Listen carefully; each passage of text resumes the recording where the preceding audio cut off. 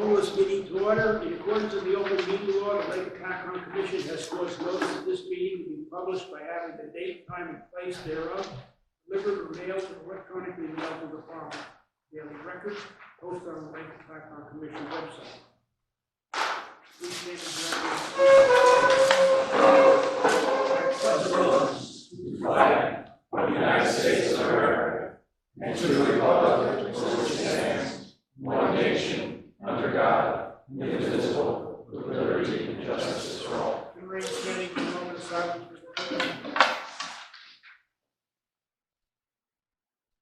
Thank you. Call roll, please.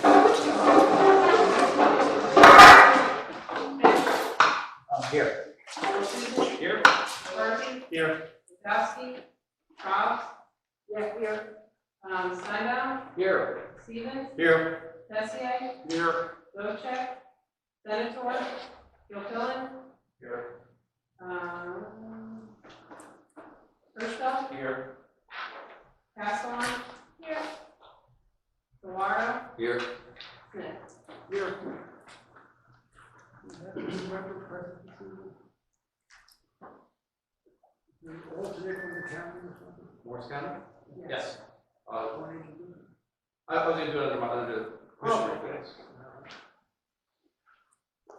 We don't have any need for executive session. Yeah. Okay, fine. I'll entertain a motion for approval of the meeting minutes. Motion. Second. Any comments, questions, additions, deletion? Call roll, please. Fish. Yes. Wilson. Yes. McCarthy. Yes. Cross. Yes. Steinbaum. Yes. Stevens. Yes. Tessier. Yes. Zawara. Yes. Smith. Yes. We got the motion to approve the treasurer's report and the payment of bills, and then we have the discussion. There are 6 bills outstanding. I believe Optimum Conference $180 somewhere. Oh, I updated that in the packet, which I don't have it. It was 5563. I canceled the internet since we're not using our office, and so we just maintained the phone line so we can keep our number. Okay. Whatever happened to the bill telephone? In Arlington. I did receive an update from Carolyn and Aldi. They're working on it and they'll get back to us in the near future. I haven't gotten many updates on it. Anyway, outstanding bills total $6,631.14 plus up. And we have, as of January 31st, we have $161,756.90. And I believe, does that one reflect the quarterly deposit from DEP or? Yeah, yes. 36.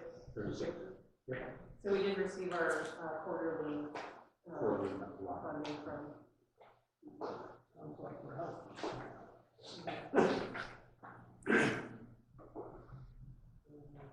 So we have a motion. We have a second for the treasurer's report. Second. Any comments or questions? Yeah, just one thing on the bill list. Could you put a 4th column on the bill list and put like a funding source? So for example, on the one that we have right now, Like the account number? no, just like the 2 WIPs would be Highland Council grant, and all the other 3 would be operating budget. Just it gives us a better snapshot when we're looking at them to evaluate the bills and whether we should authorize the payment. Right, the 1,200 from the witness really not a lot of money. Correct. Great, good idea. Nice, good thought. Okay. Call roll, please. Fish. Yes. Wilson. Yes. McCarthy. Yes. Cobbs. Yes. Steinbaum. Yes. Stevens. Yes. Tessier. Yes. Castellan. Yes. Zawara. Yes. Smith. Yes. Do you have any correspondence from the board of commission? Yes. So all the land use applications are on our OneDrive account, so as we get those, I do upload them there.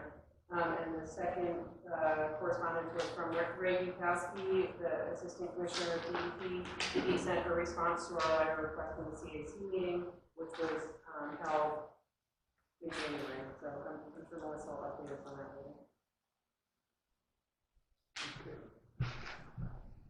Lake Hopatcong Foundation update. The only things that I have, I mean, usually, he's been here for like hours today, and somehow we didn't talk about what our plan was for what we were going to talk about. But I think after the last meeting, we had our meeting with the DEP, with the Lakes, other Lakes groups. So we had Colleen was down there, and then we had folks from Seal Lake and Greenwood Lake. And I think it was a very productive conversation. I think they seemed open to making some changes based on, actually Fred was there, and Steve, based on their recommendations. They seemed open to kind of adjusting some of the communications and maybe having more of a tiered system for warnings when it comes to algae blooms. It was, the beginning, it was still in the early stages of the conversation, but it was, I think we all came out of it feeling pretty encouraged. Right, that they wouldn't just do something and like the lake is closed kind of thing, which we rolled out with this year, that there would be different layers, like, okay, the lake's green, but it's not dangerous, what that would equate to. Yeah, so that was a really productive, and I think we all felt very encouraged coming out of that. We have our student leadership team meeting here Wednesday night. That's Megan Craig from Jefferson. She's part of the, she was Jefferson Township High School and was part of the environmental program there. So this is really her project, but it's something where, any students, middle school, high school, college students who are looking for opportunities to get involved in helping the lake in some way, they're kind of planning their volunteerism for the upcoming year at a meeting at 6:30 here on Wednesday. And so Megan has taken the lead, so I don't want to say too much because I know it's her baby, but that's on Wednesday. And then block party registrations have opened up to the general public. We have, we're actually as of last week, we were at 55% of the booths sold. And they keep coming in. So if you are going to be a part of it, it should be another great day at Hopatcong State Park. So I don't think there's anything else that's too pressing from my standpoint. Okay. We continue our advocacy efforts on behalf of the lake. I just think, you're going to hear later about the grants that were applied for, but I just think it's really just worth noting on the advocacy point that the grant that was submitted today at the federal level, all three, Democratic legislators signed off on a strong letter of support for Lake Hopatcong, and then on the state level, our state legislators, all Republican, all signed off on a strong letter of support. And I just think it's important that, when it comes to something like Lake Hopatcong, it's not a Democrat issue, it's not a Republican issue. We're really getting strong support from everybody for the lake. I have to say, across the board, there's not anybody that's really let us down on that, from all our local officials and our four mayors have been really, really good to work with on this. So I think that's just, just a positive point that we're starting to see that kind, and you're going to hear more about that grant application. And I guess the only other point I just wanted to mention is, I think, we're at the point now we're finally transitioning to where we wanted to be. For a long time, we probably over at the foundation took too much responsibility for certain issues on the lake because you were in a position where, the commission didn't have funding, and we're really at the level now where not only are you getting funding, but the grant requests are all going in under, the commission's name and all, and I think we're very all hopeful that there's going to be a lot of projects and a lot of work being done on the lake. And it kind of brings us back to our more natural position, where you folks have the management of the lake, really, and we fall back into our support role of trails, of community, of education, of safety, all the other activities, and you do what's important with all the water quality, the water levels, everything that you were set up to be able to do. So I think it's kind of, it's really winding up where we all wanted to wind up. So, knock wood, things just continue in that direction. Because she won't toot her own horn, I think we have to take a moment to recognize Colleen, and she has been, and Fred, I should say, the two of them right here. I hope I just telling her, I hope you guys go out for a drink after the meeting, because the second RFP was submitted today. I won't be. But the two of them have put in, I can't, they will not praise themselves, but they should be praised by everybody. But I'm going to take a moment to just say that looking at the emails that came through and all the work that was going on behind the scenes, it's hard to overstate just how much work and how exhausting it really seemed, and how many different things they were coordinating to get these things in 2 weeks ago and then today. Right, you know, there's so many balls in the air that they were trying to juggle, and they really did it in an amazing way. And so I don't expect either of them to give themselves as much credit as they deserve, and so it's a good moment to acknowledge that, because we were more peripherally involved than they were. Like, they were really in the trenches, and so bravo to you guys, because it must feel very good to have those things submitted, because that was a lot of work. So, yeah, that's it. Our report's done. And I'll say right now, I apologize. I'm going to have to go to another meeting, so I'll be here for a few more minutes and then out. Do some of you afterwards. Just want to make a comment, if I may, that the grant application, if you had a chance to review it, it's, I think, 41 pages. I couldn't believe how much work had to go into that. It was really unbelievable. So I really think that you two are the most responsible. I'm sure that the backup, you've got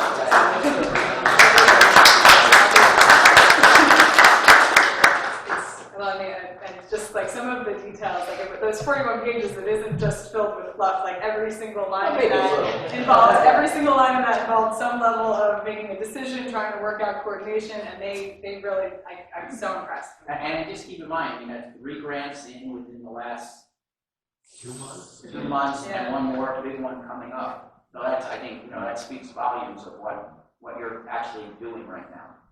And if just most of that comes to fruition, which I think a lot of will, it's just going to put us in so much better position to do good things for this lake and for you folks to manage. I just want to also, before Marty goes, I mean, I appreciate what you're saying as far as we're kind of like making some headway, but I really have to applaud the foundation and Marty and cooperation between the commission and the mayors. I definitely don't think it's a time to let up. We really have still a lot of work to do, and I appreciate all the efforts. Marty really kind of brings everything together between the commission, the foundation, the 4 mayors getting together and making these things happen. So I got to give credit to you guys as well. It's really been a nice relationship, and I think it's going to do good things for the lake, as long as hopefully the state comes through on their end, getting us the funding we need to kind of keep these things going forward. But yes, I agree, Colleen and Greg, fantastic work getting it together. But the foundation definitely has put a lot into this as well. So thank you.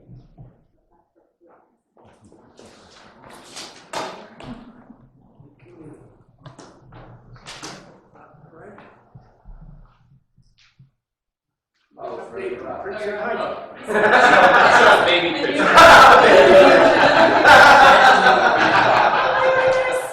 For those of you who don't know, in the last month, I'm a Brad has grandpa, become a grandpa twice over. For the first time, but 2 times in the span of a month. Oh my God, congratulations. I had to ask him, sorry. No, that's all right. That's all right. Believe me, I won't mind.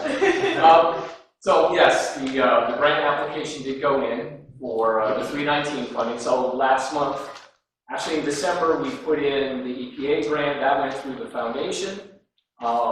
And then last month was the HAP grant. And then this month was the 319 grant through NJDEP. This grant application had 2 main components. The first component is to take a lot of the existing data and get a better idea of how the internal phosphorus loading contributes to the HABs. I've mentioned this before. As a matter of fact, the presentation I gave last month is that in a lot of the large deep lakes, HABs hit around the same time that the HABs hit at Hopatcong, but they faded away in some of the other lakes where they persisted through the entire growing season at Lake Hopatcong. And we're hypothesizing it has a lot to do with the internal phosphorus load. So we're going to examine that. And the nice thing about it is that we have a 30-year data set that we can utilize with some little additional information. We're going to quantify that and determine whether or not, because this came up at a lot of the public meetings, people were asking, why aren't you aerating the whole lake? Why aren't you using alum? This study will answer that, whether it's cost effective and whether that should be seriously considered. The second component of the grant is implementing 4 projects. So these are smaller scale projects. And I'll get to larger projects in just a second, but the 4 projects, one is installation of some floating wetland islands in the landing area. We selected a location where it gets a lot of sunlight that we think would be a good site for the floating wetland islands. They help to absorb nutrients from the water column, taking it away from the blue-green the cyanobacteria, I should say, create the HABs. The other is a shoreline stabilization site at Memorial Pond, which directly drains into Lake Hopatcong. Another project is the Filterra systems. The trees that have been planted in those BMPs have had a rough time. Primarily, we're guessing because of road salt and de-icing. So what we're going to do is 3 of the basins, we're going to replace the trees with trees that are more resilient to salt. The other 3, we're going to replace the filtering material with biochar, which is that processed wood material that has a high affinity for phosphorus removal. So we'll evaluate, putting in these more salt-resistant trees with biochar and figure out which one of those is more effective in terms of phosphorus removal. And then the last project is there is a wetland basin that needs some tender-loving care at the borough of Hopatcong. We're going to do some replanting. I sat down with our regulators and our engineers, and with the planting, no state permits are required. So we'll put together a planting scheme, put the vegetation in, get it stabilized, and we have seen from other sites, for example, the one in Roxbury, that these wetland basins usually have the highest removal rates of phosphorus. So anytime we can do that, we certainly want to enhance those types of projects. Also moving forward on a couple other things, we submitted 2 weeks ago to Mount Arlington a beach park restoration plan for their municipal beach and for Memorial Park. That plan was submitted to the New Jersey Highlands Council. Well, it will be submitted. The borough has to the borough has to submit that application, so they'll take care of that. And we're hoping to get some very specific projects identified for that. The draft WIP, the Watershed Implementation Plan, we should be getting the final comments on that so we can finalize that plan. That plan has the larger projects that we've been talking about. And what we want to do to sort of move those along, if you're familiar with the 319, one of the phrases in this last round was they like the projects as shovel-ready as possible. So what we want to do is we're going to ask for funding through the New Jersey Highlands Council for each municipality to do a higher level assessment of each of these stormwater projects. So when we go out and do our assessments, initially it's just, oh, this looks like a good site for some sort of stormwater project. We'd like to get some funding so we can have engineers go out, look at the easements, look at the utilities, see whether or not it's feasible, and maybe even put together a conceptual plan. That way, when we go for funding next year for 319, we'll be in a much better position to give more specific prices and more specific guidelines in terms of what we want to implement. If you remember some of the past 319 projects, we've identified a site, we get the grant funding, and then the engineers would go out and go, well, this won't work because of A, B, and C, and so we have to modify it, and that would cause a lot of delays. What we're trying to do with some funding through the Highlands Council is possibly avoid a lot of those delays by doing this higher level resolution in terms of engineering work. So yeah, we have a lot going on, and I have to say, I certainly can't take credit. I mean, obviously Colleen and the foundation, the commission have done a lot of the work, and then I'm not the only person at Princeton Hydro. There's a whole team, Kelsey and my wife Michelle, and all my technical people that write the technical components, and so there's a whole group of people I rely on at Princeton Hydro that I gave them a lot of thank yous for getting everything out today.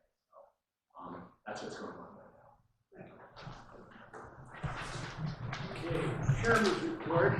Most of what I wanted to say has been said already, but I'll just recap it. Between the 2 applications, we applied for $700,000, more than $700,000, with about $416,000 in matching funds, and I believe part of that matching funds is in-kind service. So it's not cash. We don't have to worry about the cash. But and again, with a lot, it wouldn't be possible without a lot of hard work by Princeton Hydro, by the 4 municipalities, by our 2 counties, and the elected officials, the mayors, and last but not least, foundations.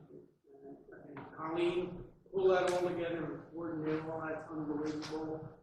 I know we're in contact, not every day, every other day or so, and she's been really busy, really been on top of everything. And it's glad you have it. The other thing, we got an email from Melissa from the state park, and it's I find it interesting and curious, I guess, is the word about whether or not we think that the dam should be closed or open. So, going back about a year and a half ago, not this time ago, but a really nice report and was given to all of us, and we actually voted in favor of adopting it about what the levels of the water should be over the course of the year, and when it should be upgrades and closed and whatever.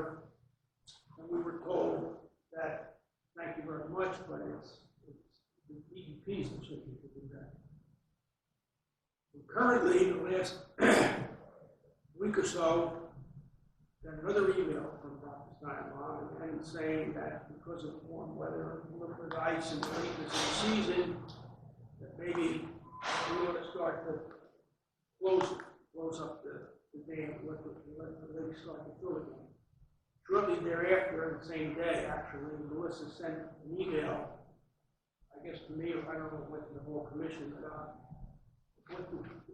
what's our decision? Can we close the dam or open the dam? A couple days later, got another nice detailed email from Todd, who had an opposite opinion. Where is it supposed to get cold and the thing freezes and then all this water, high water with the ice and so forth. So, we know that there's two groups of people out there who wants the thing let low and who doesn't want to let low. So, then you do, then you don't. But I find it curious that after all the time, that now they want, the DEP wants our opinion. So, my personal opinion, when you guys do your report next, I want you to express an opinion because maybe we want to take a vote on it. I, for one, don't want to take them off the hook. Why should we step in there and be the bad guy no matter what happens? The commission didn't listen when we were told it's none of our business to start with. So that's just my opinion. But anyway, that's it for me. And if we go around the table, you can express your opinion on between the two emails you guys did, which were great emails, and about Melissa's request. Should we be involved in this decision? I was going to offer Melissa the chance to talk about it first. First of all, I think I put in my email, I really welcome the request for input from the commission. I thought that was a real positive thing. And I have noted, I'm compulsive. I look at the water level every day, and it's about 3 inches. It's already refilled about 3 inches. And I noticed that you're not, you're sort of, I think, been letting it refill slowly. We're only draining at about 34 cubic feet per second.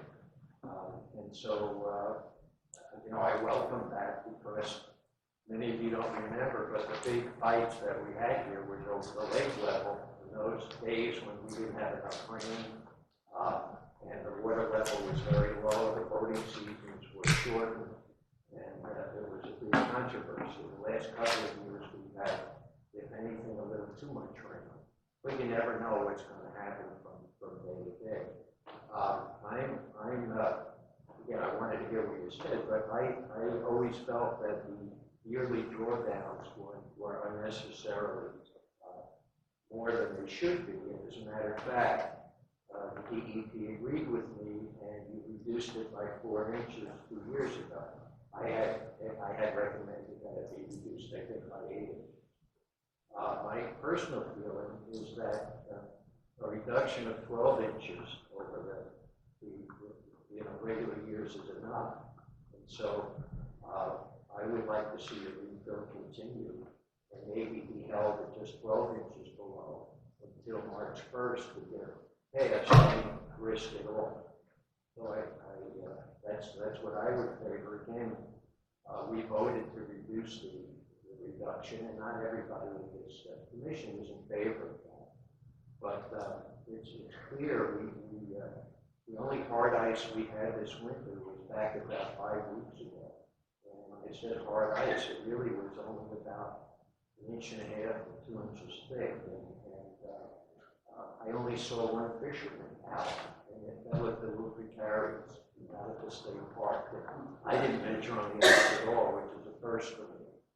So, I would, first of all, I'm very pleased that you consulted us. Secondly, I myself would recommend to the commission that you allow the lake to rebuild till 12 inches and then the remainder after March 1st.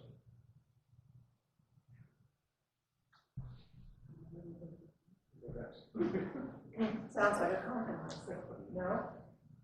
That, I would agree with Fred.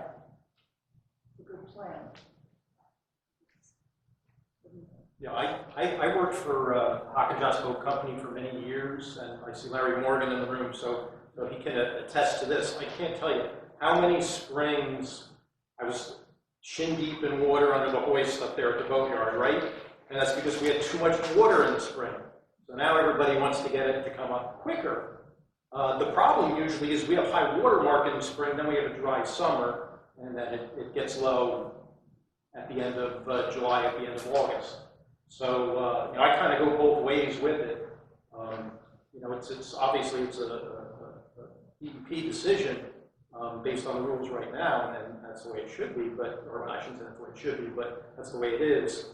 But it's not 100% one way or 100% the other way. There are arguments on both sides.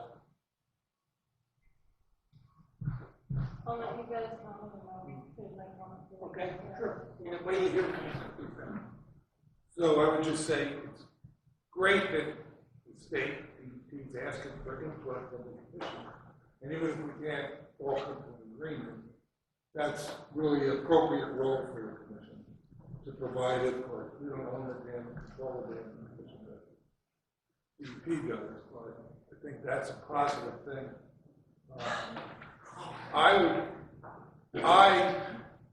Even after going to all these meetings and hearing all these different opinions, I have no idea which is the right thing to do. I would lean on Princeton Hydro and the people that have a scientific basis for that. We know the climate's changing. We know every year the lake's going to get more rain, or I feel that's going to be the case, and that's the trend. It's going to get more rain, and it's going to get warmer. But even knowing that, I don't know how that affects that kind of decision, So we should have some discussions on that and provide some quality input. And I would ask Greg his opinion on it. You want me to, why don't you, Yeah, let me, can I? Yeah. No, I just wanted to say, you called on Fred, if you remember, Dan, we had a meeting which will come up of the new CAC, was formed to put input on the lake level plan going forward. And one of the things I asked is, I've never heard a discussion about how the lake level affects HABs. And you may remember that. And Fred, can we ask Fred to comment on that now? What is known about? Let the commission go through their comments. Okay, so I just checked on my phone. The lake level was at 7.4 and 34 cubic feet per second. As I understand the current plan, the responsibility for the lake level falls on the Hopatcong superintendent, Hopatcong State Park superintendent, who is obviously with us tonight. Final decision is obviously hers. She has to obviously go for a chain of command, and I do welcome the fact that she's soliciting input from this body. I think it's very important because I think all of us have a vested interest in helping give her as much information, background, and perspective as possible so that she makes an informed decision. That's critical because I think we've seen instances, in the history of, at least since I've been involved in this, 20-some years, where the right decision hasn't always been made. So it's important that she's seeking our advice, and I welcome that. Just a word about the annual drawdown. My research that I have, the history that I have, going back to the 1930s, shows that the annual drawdown was originally 36 inches. The purpose was obviously to protect docks and shorefront structures from damage, and also to help fend off downstream flooding in the spring, Hackettstown and areas along the river. So that 36-inch drawdown was whittled to 30 inches, then 26 inches, and right now we are at 22 inches based on this pilot program. And the pilot program was put into place to see if we could achieve this whole thing or a little bit further so that we didn't have that much of a distance to make up in the spring. Trouble is, when this pilot program was started, ever since then, we haven't had what I would consider a normal winter, where we would have serious ice formation, ice 18, 20 inches thick, ice creep, and everything else that we see. And I did take note of Commissioner Stevens' comments. I'm on the west shore. I don't get prevailing northwesterly winds, but I do watch the whitecaps in the spring, and they are pretty high. And there is something to be said. We have a large sheet of ice, many acres in size, going across the lake when it breaks up in the spring. If the water level is lower, I think there's less damage than there would be if the water level is higher. So I think we need to be mindful of that. I do have ice records, personally, going back to the 1980s. I've seen crazy things where ice has come in December and left in mid-January. I have records, I think it was from the mid-1990s, where the ice came in right about this time. We have a sudden cold snap right now, and I never forget on my sister's birthday, which is March 21st, we were snowmobiling that year on the lake. So I have seen crazy stuff. I don't think we're going to see it this year looking out at the long-range forecast. But I do think every winter should be handled on a case-by-case basis. The decision as to when to close the gates is always an important decision. Normally, from my standpoint, that decision is when my 10-foot 2x10 plank is too short for me to bridge the open water to get out ice fishing. After that, the ice is usually unsafe. When I get to that point, it's time to put the ice fishing equipment away and to raise the lake. Unfortunately, there's no ice to walk on this year, so and there's no real prospect that I see in the next week, 10 days, where that's going to happen, and the days are getting longer. So I think it might make sense to go up to 8 feet and hold it there until March 1st, and then, play it from there. But I do think we have to be mindful. I think that's a good compromise. I mean, but it's specific to this year based upon current conditions. It doesn't mean next year you can do the same thing. So it has to be handled on a case-by-case basis, which is why I welcome this flexibility, because you need this flexibility out here. You can't look at a plan. A plan is advisory. I think it's guidance. It's what works most of the time. But if you have an aberration, then the state park superintendent has to have the flexibility to adapt to current conditions and seek advice. So I welcome those comments. I do have other comments, commissioner comments, which I'll hold. We're going to start. This is on this issue, right? And we're going to come back. Okay, it's totally unrelated to this, so I don't want to take us out of it. It's about the hat. So. Okay, all right, then I'll keep going. All right, so on Tuesday, the 28th of January, between 1 and 5 p.m., I attended with some other people in this room the HAP Summit up at the Peak West Trout Hatchery. It was put together by the DEP, and it was chaired by Kerry Kirk-Flew, obviously president with the DEP and one of our former DEP reps here. It was very informative. She brought together lots of people from the state and even a gentleman from college. And Greg was there from Maryland. There was a gentleman that has a lot of lake experience, and there was a lot of perspectives. There was people there from Greenwood Lake. A lot of information was shared, and some interesting things that I took away from this. This limit of 20,000 for the HAB level when it's safe, unsafe, that triggering point. From what I understand, the question came up, well, why was half of Greenwood Lake safe to swim in and the other half wasn't? Well, it's because our limit too low? Where does that number come from? And it was said at the meeting, as I recall, that is the best available science that they have to work with. That's what the DEP is going with. It's the best available science to them. And that there's currently no federal standard which would control or give them any further guidance. So it seems like for now they're going to stick with that. The other thing that was of interest is, they need to have their messaging a bit better. Like, just don't put Lake Hopatcong closed on the highways before you put a message up. And also, the Department of Health had representatives there, and they were kind of taken to task too, because there was a big rollout of beach closed, signs, beach closed, but there were times when the beaches were open. There was, discussion that there needs to be an improved communication level when the beaches are reopened, not just when they're closed. So there's a lot of interesting material that came up at this presentation, and what occurred to me while sitting here, it would be nice if the DEP could, advance this discussion a little bit and present it to the public at maybe a high school, because that's where we've had our HAB meetings in the past. Everybody knows what that is. Call a meeting in April and say, this is what we know, this is what we expect going forward, this is how we're going to handle it this summer. Just get out ahead of this, and not necessarily react, but be proactive. I suggested that to Carrie, and she said she was going to take that back to the powers that be and discuss it. I suggested that this could be held in conjunction with a special Lake Hopatcong Commission meeting to be held at the high school where everybody was invited. So I guess we're waiting for word from Carrie on whether that's possible.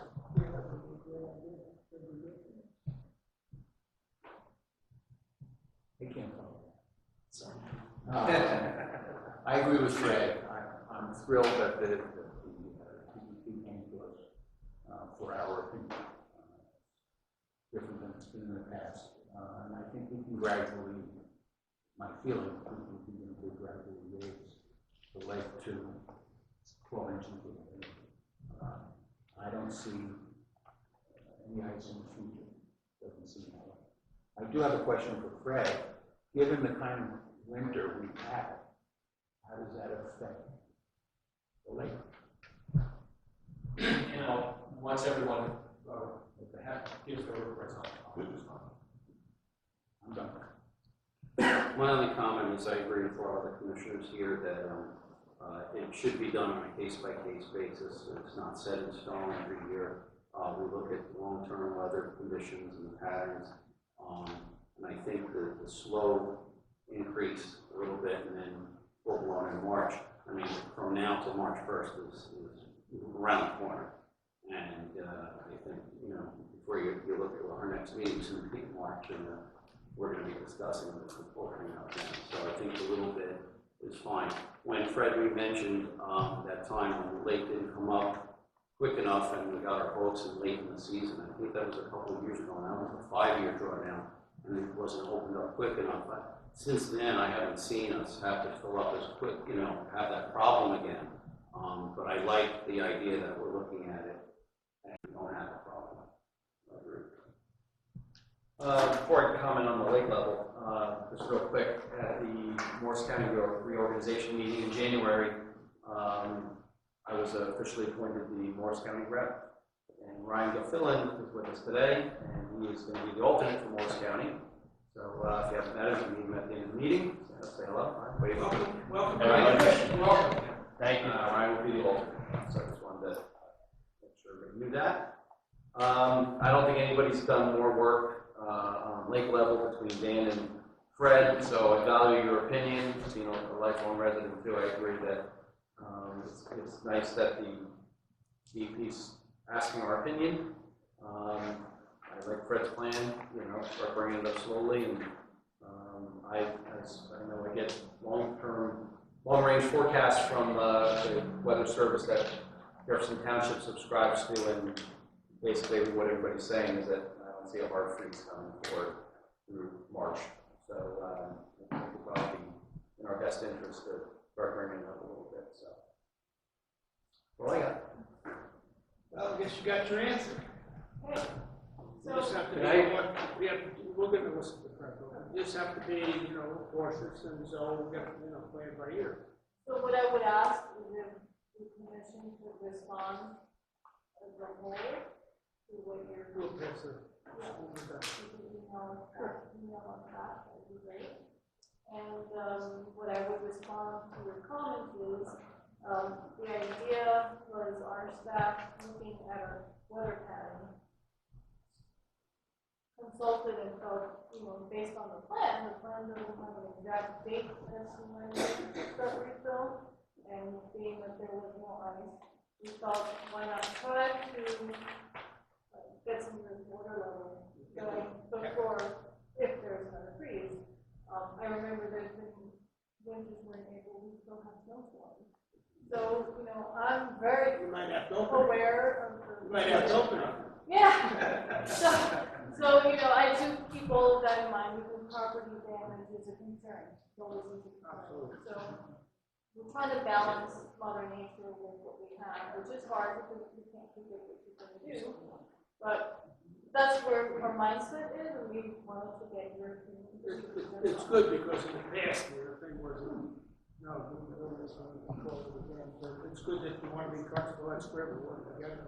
That's great. And I like Fred's suggestion where, you know, we go to a point and just hold it, that would protect property. Fred, you want to add anything? Yeah, I'll just say, again, Fred, I think that's a good compromise, especially, there are a couple points I want to make. One is, when you look at all the climate models, beyond a shadow of a doubt, the mid-Atlantic, warmer and wetter, more precipitation. But in addition to that, what a lot of the models are showing is our winters are light in the, Christmas, holiday, snowstorm, it becomes rarer and rarer. But March is a wild card. Remember, about 3 winters ago, we had a brutal March. And when you look at the models, they say that winter is going to start later and later, and they say March is really going to be sort of a wild card. We could be here a month later, and it could be, ice cold, and there could be ice reforming. So again, I think that approach is a good compromise. Keeping an eye on it, let it come up to a certain extent. When you look at the extended forecast, you're right, very wet and warm, like in the 40s, down where I am, like over the weekend, it's 60 down around Philadelphia. So it's warmer and wetter. So I would suggest, again, I like your approach, and just keep it. If we were at this point in March, if we were at March 10th, I feel a little more comfortable and at ease. But March, again, is just such it's a month that can be very light or it can be brutal, especially when you look at the models. So, good approach. The question about halves, there's a lot of factors that come into play with that relative to drawdown. So when you do draw down, if you have wet weather, and we've had wet weather all through 2018 and through the spring of 2019, that flushes nutrients in. If the water level is lower, you have more sunlight hitting sediments. It gets warmer, you don't have as much water leaving the water body, so the water stays there longer. It does have the potential to generate either more halves or more aquatic plant growth. The other thing too is we don't get, when we get the ice and we have the snowpack, that really helps to reduce and kill off a lot of the plant vegetation, a lot of the halves, and we're not seeing that as much. So not only do we see situations where you have the potential to generate halves, but they're being generated earlier in the year. I always use the example of Lake Mohawk. They have a real bad problem with curly leaf pondweed. 15 years ago, they used to get ice and snow, and the pondweed wouldn't start till April. There have been years where we see the pondweed growing in February. So that just gives the plants or the algae more of an opportunity to grow. So I think, again, bringing the water level up will certainly help in terms of making sure you have that supply of water. At the same time, I think it's a good compromise if a cold spell comes in. Just in reference to the halves, higher water tends to be more protective because it blocks out more sunlight and it creates the opportunity for more turn. Well, it's less light hitting the sediments, number one. And number two, when it's high and water's moving and flushing, it makes it a little more difficult for the cyanobacteria to really get going. So, again, remember the 3 things cyanobacteria like. They like high phosphorus, they like warm water temperatures, and they like still water conditions. Well, if water level's high and there's plenty of water going in and plenty of water leaving, that makes it a little more difficult for them to bloom. And you favor the good algae, which are the green algae and the diatoms, the ones that serve as the base of the food web. This becomes very important because we're already starting discussion on the next water level team. And I think that this is a further argument to try to keep the water level high as much as we can. Thank you. I'll let you talk to the next couple of minutes as we go through the next part of the agenda before we get to items, if you could try to draft up something, pass the resolution, we'll give it to Melissa, so it'll be our endorsement. Right. Okay. Melissa, you're. So the water level update, well, other than what's already been commented on, we have met a couple weeks ago with the CAC to discuss topics of discussion for the water level management plan. We will be disseminating notes on that meeting shortly, and the next meeting is scheduled for the first week of March to reconvene. CAC meeting? Yes. What is the date? I want to say March 3rd. March 3rd. Okay. The notes came out today, the minutes. Okay, great. Josh sent them. Great. Yes, March 3rd. We're supposed to meet every month after that on the first Tuesday, I believe. March 3rd, 9. To discuss our topics. And that's all I have on the water management plan. As far as the weed harvesting update,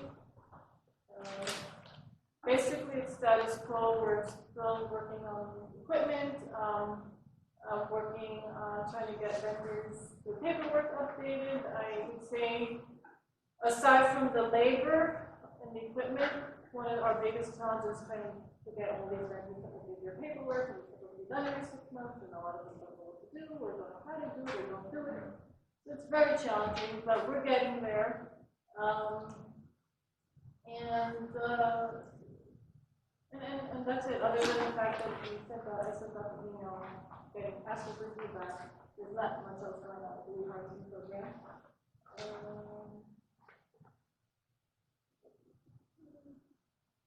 don't have anything on the MOU. Are you guys still waiting on anything? No, the only thing on the MOU, I did, at the Ag Summit, I spoke with Marlene Dooley and asked her if we were still required to submit a budget to DEP each year. And she went back to Steve Mattis in the finance department to ask about that, and the response was that we do not need to submit a budget to DEP each year. It's not within our MOU, it's not a requirement, so we don't need to do that. And I think that's all I have. Do you have anything you want to discuss about the quarry or not? I didn't receive any updates. I don't know if Josh and Melissa didn't receive any updates. We did ask Carrie at the Ag Summit she promised us a meeting on that, to updates. So. And I have some dates, so I'll probably reach out. That's similar to the meeting you had in your office, like that? Yeah. Yeah, so I'll reach out to you and Debbie and we'll back on Borough for some dates to meet with them. Sure, absolutely. Have we done anything with hiring someone to work with the various communities on the storm drains? Part of that. Sorry, can't hear down here. It's in the picture. You can get a look at it.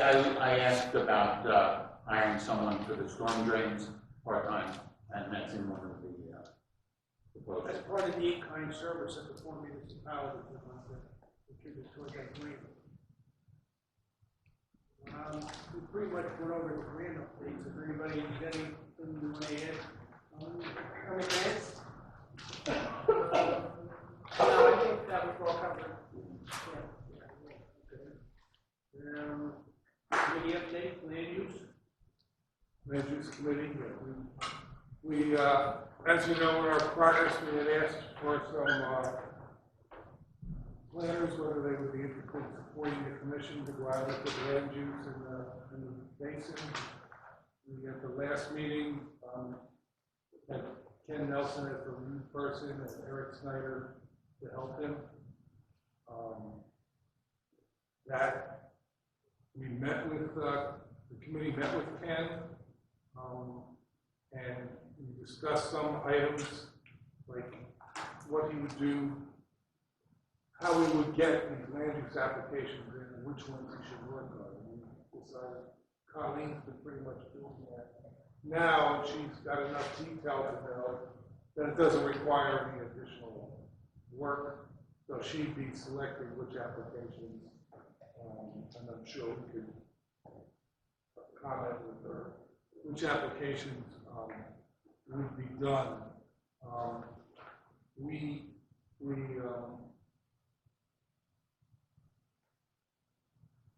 can put together a budget based on what the two of them would do for us. Again, we're charging hourly, $104 an hour. Ken's rate was higher, but we lowered it down.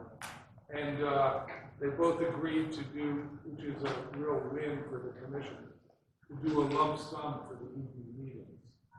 So they were charging $100 or $150. So I mean, you can't really pay anybody.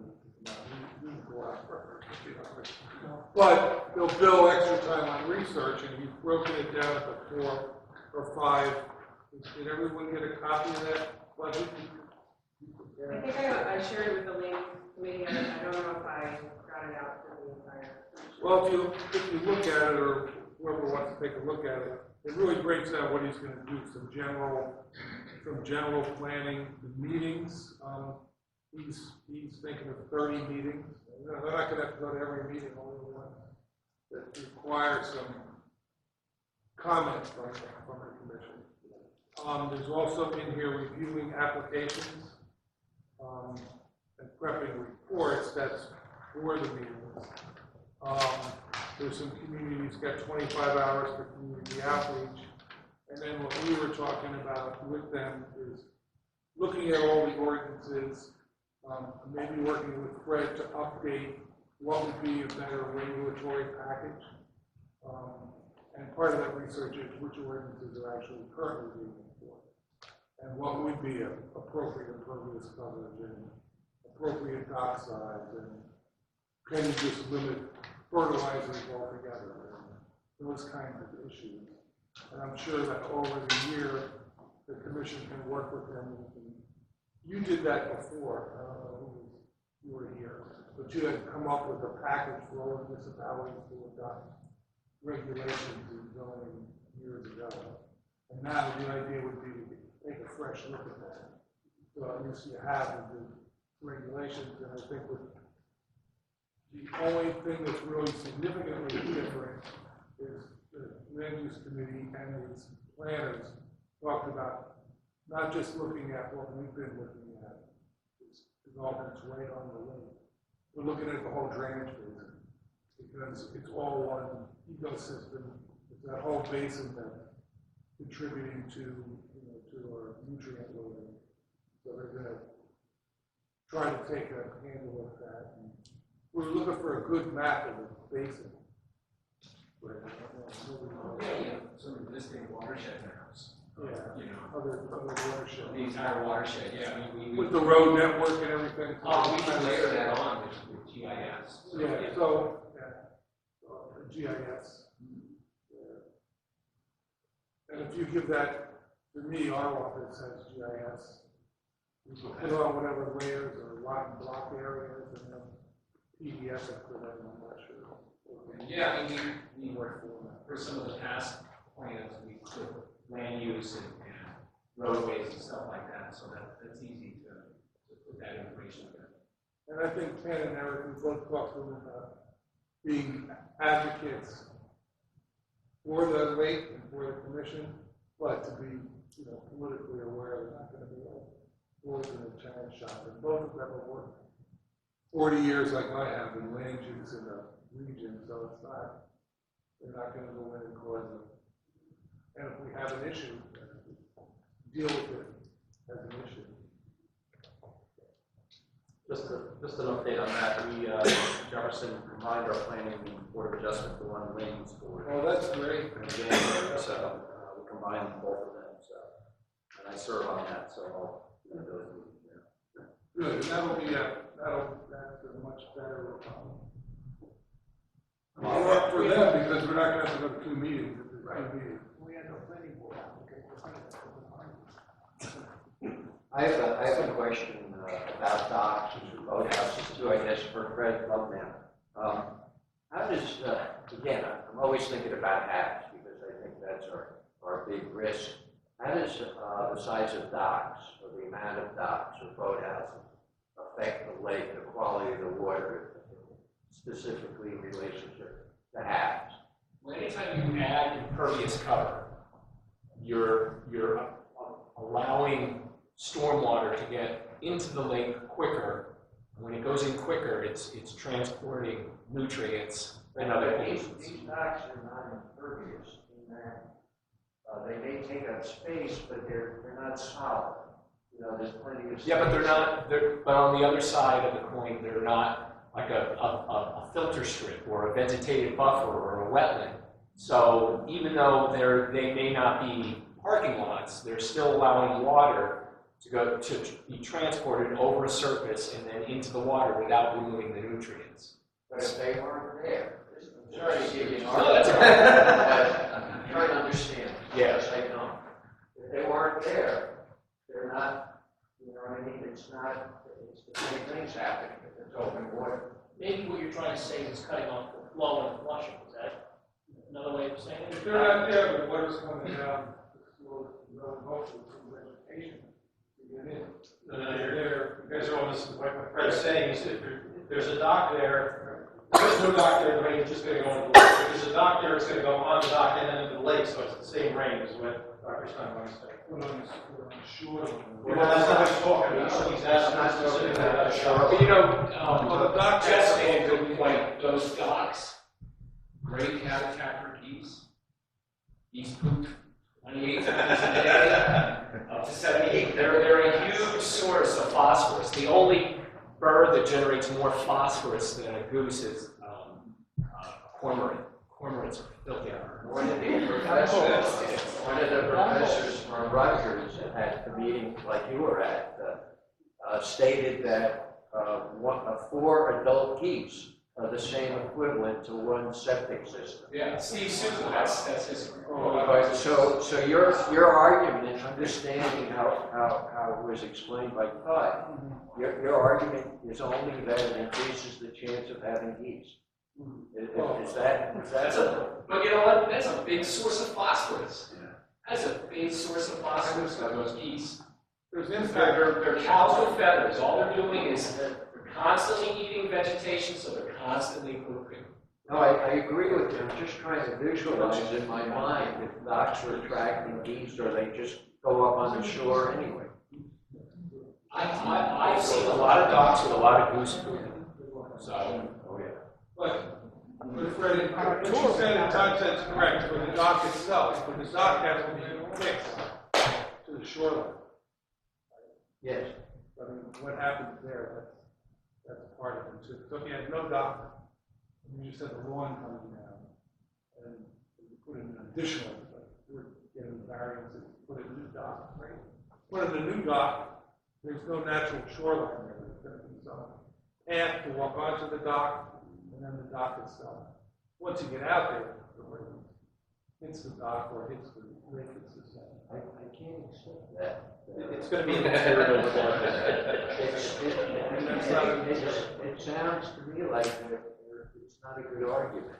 I mean, there was a dock committee that formed about 4 years ago, and I served on it. We never got finished. It was after the last drawdown. There was a lot of the state park. They drove me crazy. You weren't here at that time. Your predecessor about applications, and they wanted to redo all the dock requirements for the lake for the state, and so you know that was never completed. It really needs to be done again, and I'm trying to get a better feeling for it because I know I'm going to be involved with that, and that's my question, and I don't know. It's I agree with Todd. I think there's I don't know about the goose question there.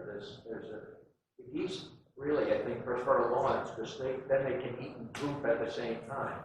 But on the lawn, then it's gonna be hopefully filtered before it goes to the lake, whereas on the dock. On the dock, it's lying right there, and it's just going to walk right in. Whereas if they're on the lawn, and if that person has a vegetated buffer, which is key.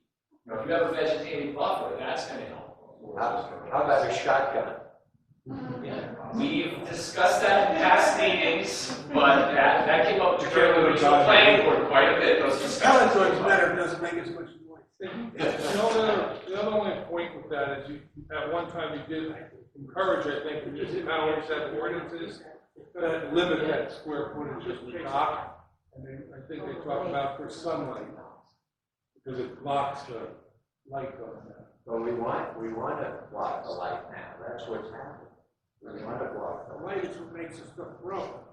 So that's the other argument. It may be better to have more dock. But to that theory, covered the whole shoreline. Yeah. But then the sunlight in the shallow water. But if, what some environmental scientists say is you want to cover the shoreline with a vegetative buffer that's taking up and cleaning all the water that goes into it, not with the structure. A dock generally is 8 to 10 feet wide, so it doesn't eat up the whole shoreline. No, that's right. You're just saying what you would, and that's because it's regulated for that. If you look around the lake now, the trend is larger docks, larger boathouses. So I would say that in the past it may have been 3 to 10 feet, but people are putting multiple docks and larger boathouses, so take up more of the shoreline, 30%. Anyway, this is a good issue for the board. Good committee. To look at, right? Because there's a lot of different. The only thing is it's nice to have a scientific basis for your argument. That's what kept Fred. Oh, yeah, Fred. See what you started, Fred? That's why we have the Fred. Can I ask a question about this map discussion we were talking about before with layering and whatnot? In the early 2000s, we had the commission staff GPS locate all of the then existing catch basin and outflow structures in the watershed. Colin, did we ever find that data, and has it ever been turned into anything useful? I haven't turned it into anything useful, but we haven't. Is that something, Fred, that you could use for this map that you guys want to layer? Well, there are two different things. The GIS is layering large amounts of data, so like roadways, land use. The GPS data, which are specific locations, that's more sort of localized. That would be really useful for, like, for example, when we go to the Highlands Council and request funds for each municipality to do their projects. That data would be really useful for those studies. So there's sort of two different types of data that sort of overlap. You know, the GIS is more watershed, you know, the entire watershed, the roadways and the land use. The GPS, which are the specific locations of storm outlets and storm falls, that would be really important on a more site-specific basis for those projects. But yeah, that would be useful But information. you can make a layer of points and put it right on the map. If you Right. that requires some work, but you can make a layer with all the points up. Well, what I would see using that data for is, say we get some of the funding to do the next layer of engineering, and we're looking at installing various types of BMPs. You know, look at where we're proposing the BMPs and then put on a map all those points and say, okay, where does that BMP lead to what outfall? That's going to be important. Because then what you can do is you can then go to DEP and make a connection saying, you know, this stormwater basin or this BMP will improve this outfall pipe, and then you can maybe even make the argument if you're asking for money not only to put this in, but to clean out that outfall part of that project. That's how I would look at it. So should this be like a priority project to get this information into useful form? It's something that I think we can, you know, I think we certainly have time for this because we're putting together the proposals, and the actual work will probably be done later this year. But it would be nice to have this, and we've already talked about putting in a 319 grant for next year. And next year we want to put in for larger projects. So it would be nice to have this information ready for the beginning of next year. So I would say it's a priority, but not a high priority compared to some of the other stuff we need to work on, like the bathymetric report that I'm like 99% done with. I'm going to send to Colleen tomorrow or Wednesday, so she can send it to everyone. In my mind, that's a lot higher priority. But this is something that we really need to tackle on a systemic basis for the water. Because I just remember we had a full complement of staff spend weeks on this. Yes. Every municipality, up and down all the hills, Yep. and it was very detailed, so. It'll be really useful information when we start having engineers going out and surveying the sites. We don't want to reinvent the wheel if the work for it. No, that's right, save that record. Okay, ice regard. I think we're waiting for a mayor's meeting. I think that was our next step. And I spoke to Marty and just about this, we're gonna look to try and schedule a meeting with the mayors, the beginning of March. Yeah, March 5th was the date we were gonna send out, but, you know, we still have to get confirmation from the mayor's letter. So we can be on that agenda. Yeah, that's the plan.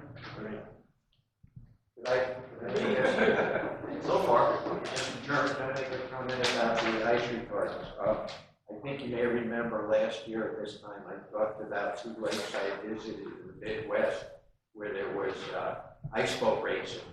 And neither lake allowed icings to propeller-driven craft. And as a result of that, they had a lot of ice, the ice was solid, and it was one of the only places in the whole. I mean, one was in Indiana, one was in Ohio, that had suitable ice. And about 2 weeks ago now, or 10 days ago, I guess, Colleen and I went to Green Pond, and it was a day when there was virtually no ice on Lake Hopatcong. And Green Pond was covered with ice. And the whole lake was covered. Now, it wasn't very thick, but it was covered. And they had an ordinance against the propeller-driven craft. And that ice wasn't thick, but at least there was enough to shield some of the sunlight to protect the waters from as you said. And so the more I go to different places, the more I'm convinced that we've got to get rid of these ices and get them replaced by nothing or bubbling. So I wanted to add that. Agreed. I agree. That's it for ice regard. Okay, next. New items, ordered update or something? Yeah, so I have spoke with Michael McGuire, and we're gonna schedule for after February 20th. That's when we'll have availability, so there'll be more updates. And Colleen has put together a short resolution here to help Melissa here, and I'll read it. Somebody can move it in a second. The commission recommends refill the Lake Hopatcong to 8 feet until March 1st, 2020, at which point the commission recommends continuing refill until the lake reaches the full pool at 9 feet. Motion. So moved. Second. Comments, questions? Roll please. Fish? Yes. Wilson? Yes. McCarthy? Yes. Ross? Yes. Steinbaum? Yes. Stephen? Abstain. Tessian? Yes. Gaston? Solaro? Yes. Smith? Yes. You will communicate that to Melissa in writing? Or some official, something will let her, some letter or something, but you want this in the You need a copy of this, so you know what it said? Yeah. I just think when I sent it over, Okay. Okay, at this point, I'll open the meeting to the public. Anyone wishes to bring anything, we have any questions before the commission?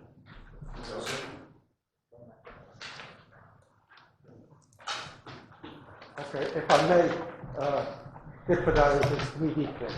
I was wondering what's going on with the catch basins. Catch basin? Yeah. There, I remember it's part of our grant, the big grant that we put in, and so part of that grant is to, the municipalities had to do an in-kind service, and they're part of their in-kind service. They're going to donate some staff, and I call in there, we'll do the fresh area, and we're sitting here at that point. That you guys are going to give us 1 or 2 people, we're going to have somebody from our crew, I guess. Right.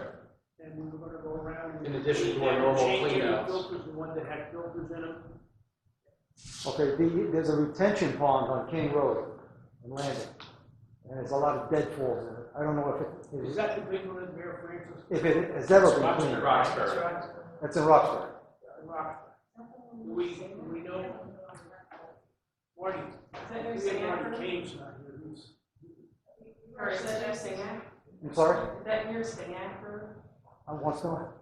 Singac, S-I-N-G-A. No. T's down. It belongs to the county, and it's between Mount Arlington Boulevard and King Road.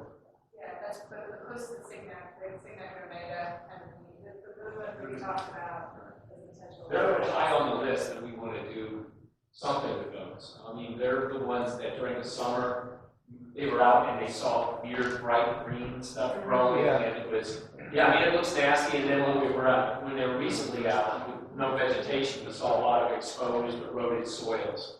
So that I know, and that's one of them, talking to the engineers, that was one, because we actually considered that for this grant. That one will take a lot of permitting and engineering. So the projects we selected for this round of funding are smaller projects, but that one is very high on the list of the watershed implementation plan. Yes. But in actuality, when's the soonest that would be done? That project, well, first you have to secure the funding, and that funding would not be available until sometime in 2021, 2022. You have to do the permitting and engineering, so you're probably looking at that implementation in 2022 or 2023. You know, unless there was funding immediately available, because that's going to be an expensive project. That catch basin, I'm only guessing, but maybe 10, 12 years old. So I imagine it was engineered. You know, I'm talking about just We might be cleaning it talking up. about two different things. I think what we're talking about is you might be, when you say catch basin, you might be talking No, about. it's a retention basin. Okay, all right. Yeah. Retention basin. Okay. All I know is when we were out there, it looked horrible. It needs a lot of work. Yeah. And I know talking to our regulatory people and engineers, they're telling me it needs a lot of work. And I mean, that's, in this climate, the way it is in terms of getting the approvals, that it's going to take a considerable amount of time and money and effort to get that underway.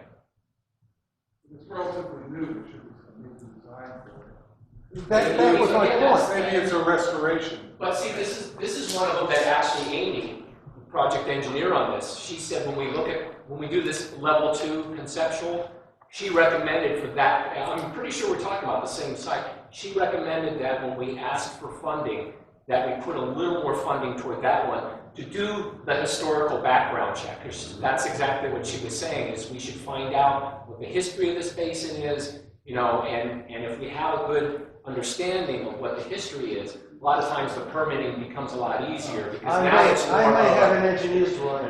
because now it's more of a maintenance as opposed to restoration. That was my point. But that's what, so we're looking for funding through the Highlands Council to do that, and that would happen this year, that part. Well, but that would just be for planning, right? That would be just for planning. But the implementation would happen, wait for funds that would be available for implementation. If I could come up with the engineering, original engineering, would that be of help? It would be, it's a lot. Okay. Dan, don't shouldn't we have that information somewhere in the way? I imagine Roxbury has it. Yeah, well, if it was part of a green, is that one part of it? No, that's not part of the 319. She said it was Morris County. Well, King Cove Association owned what we call the back property. We ceded the back property to the county, and the county, in turn, dredged part of the cove, and they put in the retention basin. Okay, so we wouldn't have that information. No. And typically you don't have that information. Usually all that information is with the municipalities. The only information you typically have is anything that's directly associated with the grants. But that doesn't necessarily, but that certainly doesn't mean we can't go to the municipalities and ask for that information. And the way the relationship has been with the municipalities, I imagine they'd be more than happy to provide that information. I mean, it's been, these mayor meetings have been very productive in keeping the communication going among the 4 municipalities and the commission and foundation. So again, we're hoping to get that funding through the Highlands Council, so our project engineer can then go request that information and, do more detailed site assessment and come up with some strategies on how to, clean that basin up. Anyone else? I think, before you run the gap, I want to be the last one.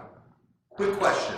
You've mentioned 3 grants that have been filed for, 4th one that's going to be filed, and then you throw around the number 319. Is there a possibility that a volunteer could actually kind of walk us through real quickly what each of those grants are for, and then what a 319 is? So, Thank you, Fred. So 319 is a section of the Clean Water Act. So that's why we call it Section 319H. Okay. And it specifically addresses non-point source pollution. So it focuses a lot on stormwater, but it's really focusing on pollutants coming from the watershed. Okay. So the 319 grant really is supposed to focus on that non-point source. And the point sources, the non-point sources we're focusing on are stormwater, so we have those 4 projects, but also another non-point source is from the sediments. So that's why we're doing that study on the sediments under the 319. And very specifically, months ago when I met with DEP about that study, they recommended that we do the study under 319, not under the HAB grant. Okay. The HAB grant is a special program that New Jersey DEP put together in response to the HABs that were experienced in 2019. So in there, we focus almost entirely on projects in the lake. So where 319 is focusing heavily on the watershed, the HAB grants focus on innovative technologies that can be installed or implemented in the water to prevent, mitigate, or control HABs. So we have some projects that are using alternative products to copper sulfate to reduce the HABs. We're trying 3 different types of aeration in different locations. We're trying floating wetland islands, all kinds of in-lake technologies again, the keywords are to prevent, mitigate, or control HABs. And then the first grant that was submitted was not submitted to New Jersey DEP, it was submitted to EPA. That's a federal grant. That was under their HAB eradication program.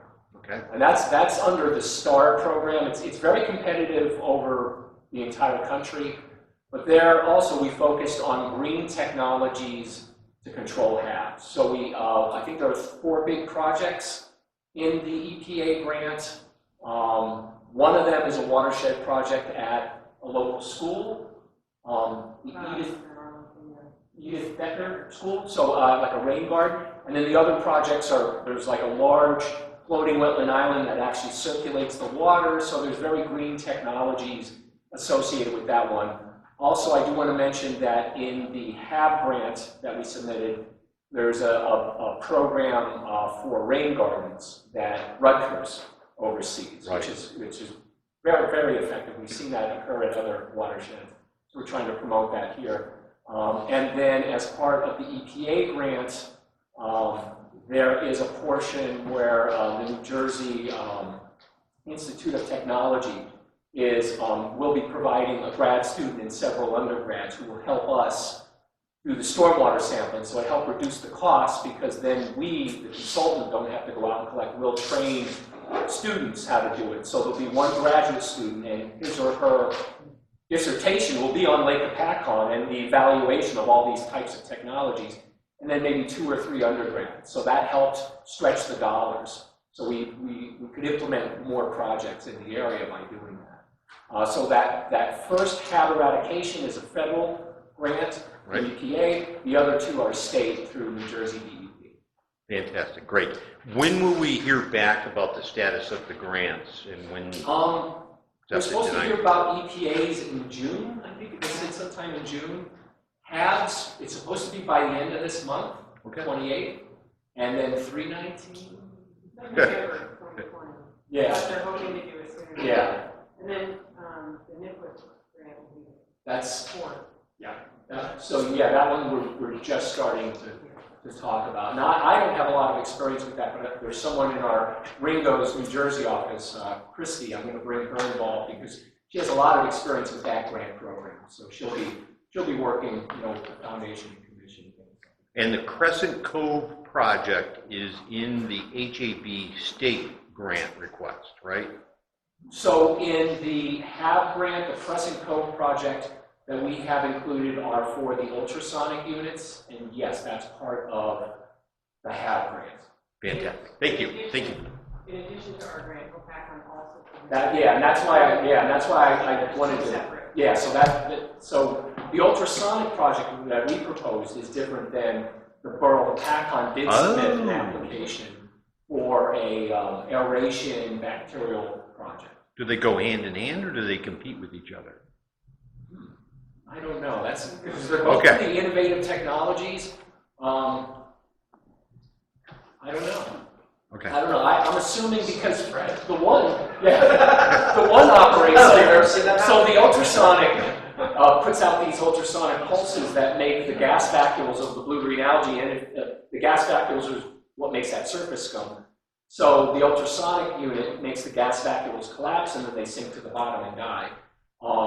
The aeration is, again, you want to keep the water moving because it makes it more difficult for those scums to form, and then you're adding bacteria that are competing with the blue-greens for the nutrients. So knowing what I know what the ultrasonic does and what this system's supposed to do, I don't think they would be competing with each other. Okay. They might even enhance one another if they were both funded, but I haven't seen a study that implemented both in the same water body, so it would be an experiment, I guess. Thank you. Just one other thing to note is, although we both submitted applications, both Hopatcong and the commission, Hopatcong still supported the commission's application with in-kind services. So, we don't feel that there's necessarily competition or going on. Right, and they were very interested in the ultrasonic units too. So. Yeah, fantastic. On a large scale, how would that ultrasonic work? What is it, a generator? It's basically pulsing this sonic wave Okay, in the water. what creates the sonic pulsation? It's this box that's just generating this. And how big a surface is that? So one of the larger units covers about 50 acres. So we have two. Now these are very expensive. So what we're doing for the grant is we're renting them for a year.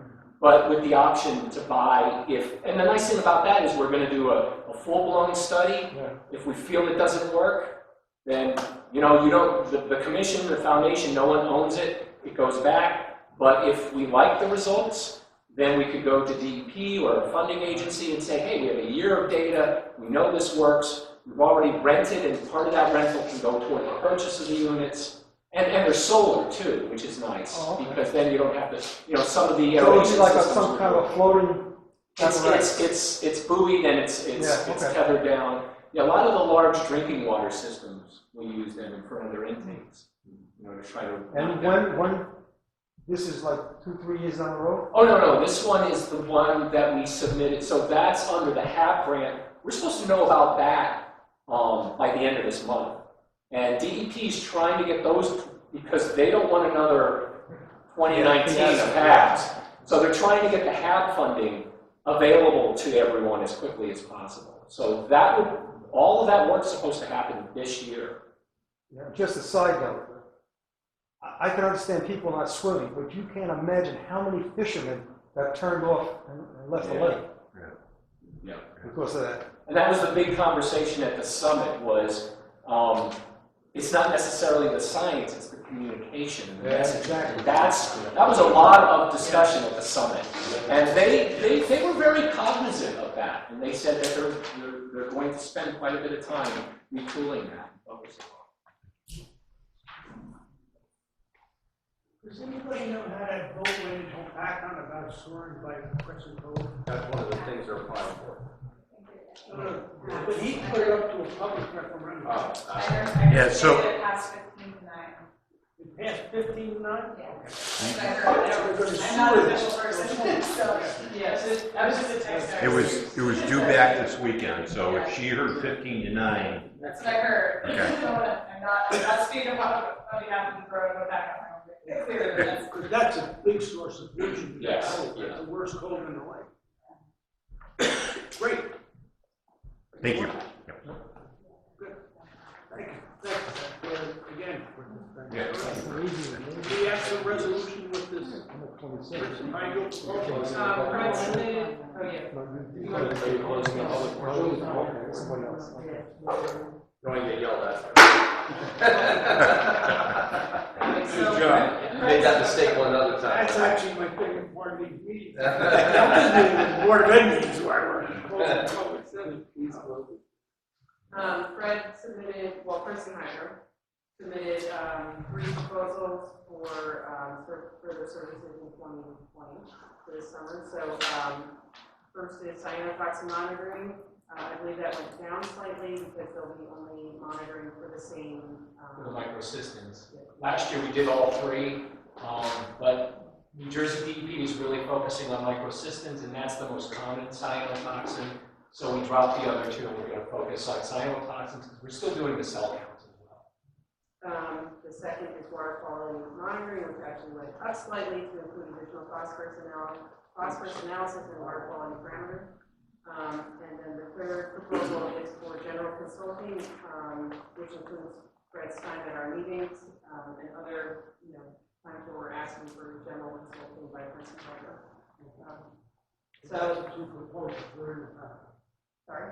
Those 2 proposals were in the packet. 3. There's 3. Yeah, they were included in your packets. Covered in the budget, correct? Can I comment on that? Sure. I did. Right? Let me, I love Marty. I wish he were here because he's an incurable optimist. And I guess I'm a pessimist, and that's why I'm in charge of the budget committee. But he said, things are going great. We're getting these grants. Hopefully, the foundation can go back to do what it was meant to do. The commission now is taking responsibility for the lake. Let me just point out to my colleagues that I did some addition, and the total of these 3 Princeton Hydro contracts are $39,070. And I think they're all important, and I'm in favor of all of them. But I just, again, $39,000. Weed harvesting can cost up to $355,000. We agreed to the land consultant for another $30,000. We need to pay our administrator. When you add that all up, it comes to $487,000. Our total budget is $500,000. That leaves us $13,000 for insurance, accounting, office expenses, and so again, I think Marty was quite optimistic. We need another source of funding. Even if these grants come through, they're not going to help us with direct expenses. I know that the chairman especially has been very hopeful the legislature will come through. I'm not so sure about the governor coming through. I think that we're going to have to either seek other means of income, such as looking at boat user fees or something like that, again. And I think our best case is to convince the legislature and the governor that with the reduction, and you mentioned about the fishermen, with the reduction in economic impact to this whole watershed area, that this whole area will be so much more annually than any amount of money they can provide the lake with to make it better and make it back the way it was. I think they're very short-sighted, and that's what we need to do, is to convince them of that. We're hopeful something's going to happen in the spring. We got to be more than hopeful. I think we need to be proactive and go after additional funding and somehow be more aggressive. Actually, just a thought too. So I've been speaking with Alan Hunt from the Musconetcong River Association, and I've had conversations with him. This is something that you're sort of touching on, Fred, that, you know, we do a lot of scientific study, but an economic study would really be helpful to hang a number on how the haves have impacted the economy in various aspects. So I know Alan and I have been talking about putting some sort of study together, and we were going to look into the NIFWIP to see if we can do something like that so we have actual numbers. Because it's one thing to say, you know, it really devastated the local economy, but it's another to throw some numbers out at people. Go, look, you know, we're estimating, you know, based on this, you know, so many X dollars were lost because of this HAB incident. The state is losing more money in tax by far than they can. Yeah, and that's another thing actually I'm looking into. So there have been studies to show tax revenue, how if you measure water clarity. So this was done in the 90s for a bunch of lakes in Maine. There was a direct relationship that the clearer the water, the higher the tax base. And they made this nice correlation so that the cloudier the water got, which meant more algae, the lower the tax revenue brought into these lake communities. I'm looking for a similar study that's recently done that with HABs. But that sort of data really goes a long way, especially when you're trying to link it not just to the health of people and pets, but also to local economy. How do we get that? Well, I'm working on that. I'm working on that right now. Like I said, Alan and I are going to be talking about maybe putting that into a NIFWIF grant, which is the next grant we're looking into. Fred, just one thing we could talk about during the CAC meeting is an update to the 2008 Economic Significance of Lake Hopatcong report, which could tie in nicely with what you're talking about. Yeah, well, we didn't discuss who we do it. So, speaking of Lake Hopatcong, I think it was done by the state. He had a cheaper way to get rid of that weeds than you do. Maybe we should have a meeting with him. We should listen to it. It made sense to me, but I don't know enough about it. Alan Hunt is the enough name on the river. He's talking about Orlando. He's talking about Orlando. Yeah. And he said to be water. Yeah, he's got some places that. I've been talking to Michael Denner about that. Okay. It sounded ridiculously cheaper, but I don't know enough about the so that he was making any sense. I could share information. I'll email you information. Okay. It might involve talking to the town, and have them help us with dumpsters. Yes. Because we would need the dumpsters, we would need a location, and that would also mean being more taxed as far as having a piece of equipment that would help pull the drier weeds out of the dumpsters. And it also cuts the cost, and so they're paying. Well, if you get more out of your money. Yeah. And another comment on the economic issue is that if this isn't reversed and the you know the values, the land values of the properties in the four towns are going to suffer, and the towns themselves are going to be in real economic distress, especially a town like Hopatcong, which is so heavily on the lake and is so dependent on that tax base. So and the state will end up being responsible. And when at the half summit, I mean, they did mention that they're going to look into this as well. So that's something maybe what we can do is press them for that type of information. I mean, they may have some information available that we can tap into that doesn't necessarily need a study, but at least have some information that they can share that, you know, we could spend a minimal amount of time putting something. I'd be extremely interested in that, if you come up with any leads or any, please. Sure. Okay, so going back to the three proposals, looking at our 2020 budget, this does fall within our budget. Does any of this go in the next budget, or does it? This will all be for this year. Oh, this year. But right now we're sitting on how much money? We have some. With have all that some being money. said, it was budgeted for. Yeah. These studies were budgeted for in the operating budget. And we have extra funds sitting here. Yeah, we That's the answer to the have question. unexpended funds. We got a refund on. 56. It had nothing to do with that. It was budgeted for in the operating budget. We cover it. Coming. It's right. We got to watch it. But right now we got the funds. Yes, Because yes. that, whatever you said was left over, plus the 56,000 from land. Right. Is the intent of these three things to be a 1 year? It's 1 year, and actually, they're all included as monetary matches for the HAB grant. Because what we did is anything in 2021, we put in for the 319. So, the totals there, Fred mentioned, the total, but Simon Coxon will be about 6,000, water quality monitoring, 24,500, and general consulting about 8,500. So, I make a motion that we approve all three for a total of $39,070. Second. Comments or questions? Discussion? Roll please. Fish. Yes. Will Susan. Yes. McCarthy. Yes. Cox. Yes. Simon. Yes. Stevens. Yes. Tessier. Yes.